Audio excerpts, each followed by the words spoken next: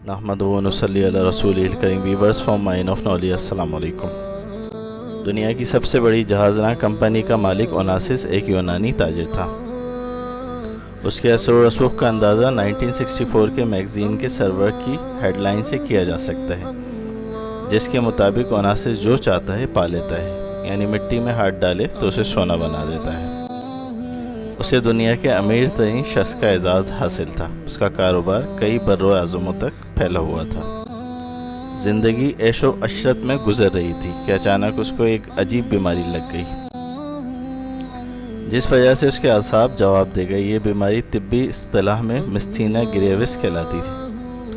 اس میں انسان آنکھوں کی پلکیں بھی خود نہیں اٹھا سکتے.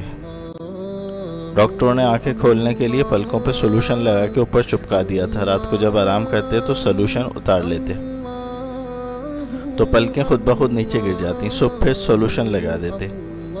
ایک دن ان سے سب سے بڑی خواہش پوچھی گئی تو کہا کہ صرف ایک بار اپنی پلکیں خود اٹھانا چاہتا ہوں، اس پر چاہے میری ساری دولت ہی کیوں نہ خرچ ہو جائے. اللہ اکبر. صرف ایک بار پلکیں خود اٹھانے کی قیمت دنیا کا امیر ترین شخص اپنی ساری دولت دینے کے لیے تیار ہے، جبکہ ہم مفت میں ان گنت بار پلکیں خود اٹھا سکتے ہیں. ذرا غور کیجئے، سبحان اللہ، کیسے رب کا پرفیکٹ نظام ہے.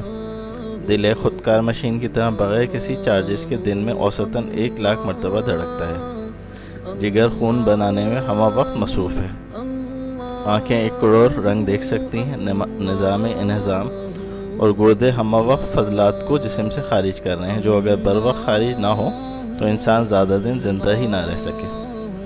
زبان، کان، ناک، ہونٹ، دانت، ہاتھ، پاؤں، جگر، معدہ، دماغ، پھیپھڑے، پورے جسم کے اعضاء آٹومیٹک کام کرتے ہیں. الحمدللہ.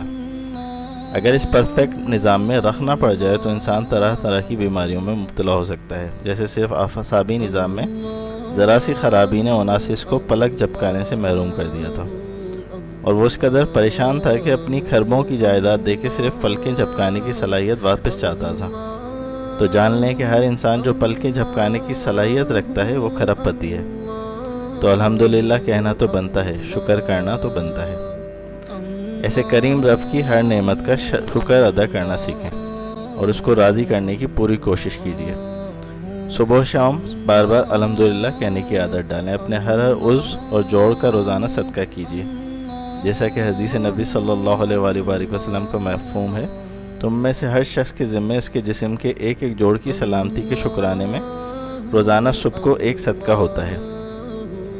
ہر بار سبحان اللہ کہنا صدقہ ہے، ہر بار الحمدللہ کہنا صدقہ ہے، ہر بار لا الہ الا اللہ کہنا صدقہ ہے، ہر بار اللہ اکبر کہنا صدقہ ہے.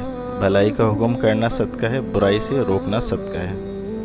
اور ہر جوڑ کے شکر کی ادائیگی کے لیے چاش کے وقت 2 رکعتیں پڑھنا کافی ہو جاتی ہیں. صحیح مسلم کی روایت میں ان جوڑوں کی تعداد بھی یہی بتائی گئی ہے کہ انسان کے دن میں گنتی کے قابل 360 جوڑ ہیں، اور ہر جوڑ کے مقابلے میں صدقہ کرنا ضروری ہے. 2 آدمی کے درمیان عدل کے ساتھ فیصلہ کرنا صدقہ ہے.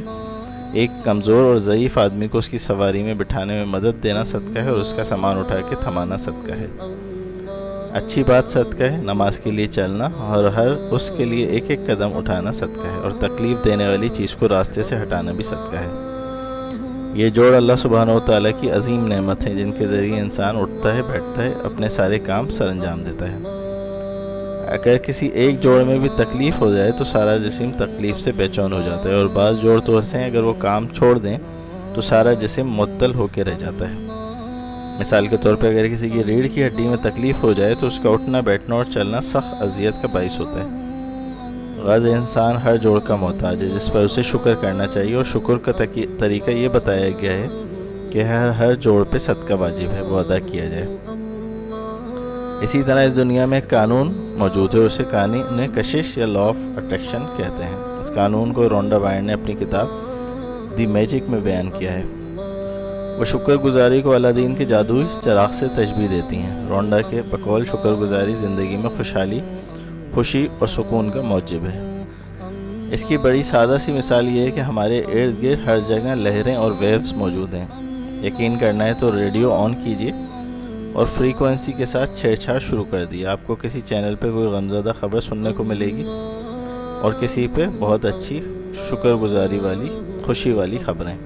آپ کا اختیار ہے کہ آپ فریکوینسی تبدیل کر دیں، کسی دوسری چینل پہ کوئی خوشگوار بات سننے کو مل جائے گی۔ آپ کا موڈ اور آپ کا مزاج بھی اسی خبر اور اس کے اثرات کے ساتھ ساتھ تبدیل ہونا شروع ہو جائے گا۔ اس کا ہرگز مطلب یہ نہیں ہے کہ غمزدہ خبریں والی لہریں کمرے سے چلی گئی ہیں یا اس فریکوینسی پہ غمزدہ خبر موجود ہی نہیں رہی، وہ ابھی تک چل رہی ہوگی، بلکہ آپ نے اپنی فریکوینسی کو خوشگوار باتوں کی طرف موڑ لیا ہے۔ اس لیے ہر طرف سے لہریں آپ کو خوشگوار باتیں سنانے پہ مجبور کرتی ہیں۔ آپ کی توجہ جس طرف ہوتی ہے، انرجی اور آپ کا فوکس اسی طرف گامزن ہوتا ہے۔ بالکل یہی معاملہ قانون کشش کا ہے۔ جب آپ شکر گزار ہوتے ہیں تو پوری کائنات حرکت میں ہو جاتی ہے۔ اللہ سبحانہ و تعالیٰ ہر چیز کو آپ کی سیٹ کی ہوئی فریکوینسی پہ لگا دیتے ہیں۔ انتخاب اور مرضی آپ کی ہے۔ آپ شکر گزاری کا چینل سیٹ کرتے ہیں یا خود کو شکوے شکایات کی فریکوینسی پر ٹیون کرتے ہیں۔ آپ جو حاصل کرنا چاہتے ہیں، جیسا بننا چاہتے ہیں، ویسا سوچنا شروع کر دیں۔ اگر آپ شکر گزار رہیں گے تو شکر گزاری والی چیزیں آپ کو ملتی رہیں گی اور لوگ بھی شکر گزار ٹکرائیں گے، اور اگر کوئی ناشکرہ مل بھی گیا تو آپ اس کے بعد شکر گزار ہو جائیں گے۔ اپنے پیسے، رشتے، روزگار، بچے، بیوی، تعلقات اور پڑوس وغیرہ جس چیز کی زیادتی آپ کی زندگی میں ہوگی، آپ اس سے خوش ہوں گے تو دراصل اس کے بارے میں آپ شکر گزار رہتے ہیں، اور جس چیز میں کمی اور کوتاہی ہے، دراصل وہ آپ کے کم شکر گزار ہونے یا ناشکری کا نتیجہ ہے۔ بلوں کے بر وقت ادا ہو جانے، تنخواہ وقت پہ مل جانے، بچوں کی فیس ادا ہو جانے، 3 وقت کا کھانا پیٹ بھر کے کھا لینے، جسم پہ صاف ستھرے کپڑے، ہاتھ میں موبائل، گھر میں خیال کرنے والی ماں، بیوی، بہن بیٹی، آنکھوں کو ٹھنڈک پہنچانے والے بچے، اور نہ جانے کیا کیا نعمتیں، گنے تو آپ شمار نہ کر سکیں گے۔ صبح شام شکر ادا کرنا شروع کریں۔ یاد رہے، شکر دل سے ادا ہونا چاہیے۔ آپ کے احساسات اور دل کی دھڑکنوں تک سے شکر گزاری کے جذبات پھوٹ رہے ہونے چاہیے۔ آپ بات بات پہ پورے خلوص کے ساتھ الحمدللہ کہتے رہیں، اور پھر آپ دیکھیں گے کہ آپ کی زندگی الحمدللہ کہنے والی چیزوں سے بھر جائے گی۔